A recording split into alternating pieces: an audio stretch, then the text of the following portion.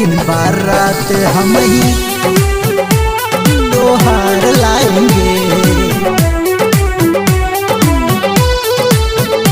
लेकिन बारात हम ही त्योहार लाएंगे।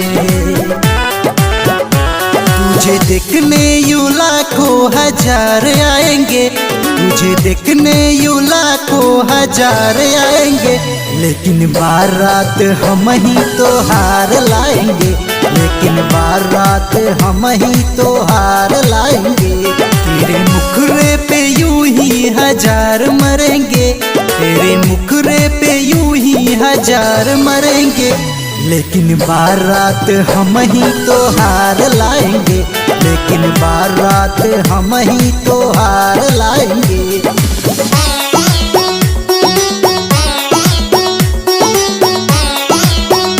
लेकिन बारात हम ही त्योहार लाएंगे।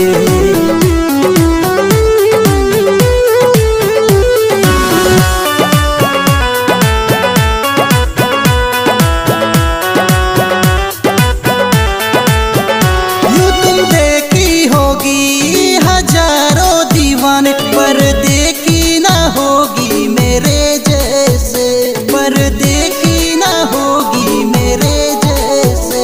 दिल चाहे मेरी यूं तुझे मेरी जान, तेरी चाहत में हम यूं बर्बाद हो गए, बर्बाद हो गए।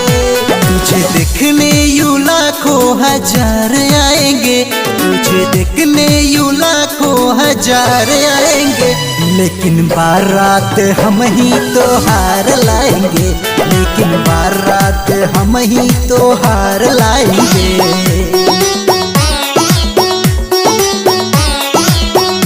लेकिन बारात हम ही त्योहार लाएंगे।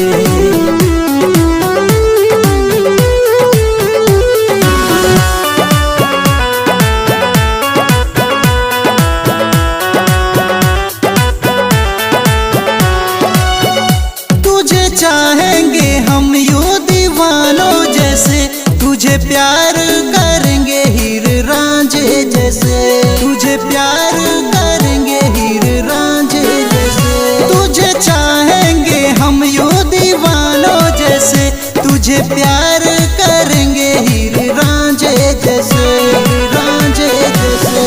तेरी शादी में यूं हम धमाल करेंगे, तेरी शादी में यूं हम धमाल करेंगे, दुल्हा बनकर रवि त्योहार आएंगे, लेकिन बारात हम ही त्योहार लाएंगे। समझ गई ना? Recording studio Baniyapur.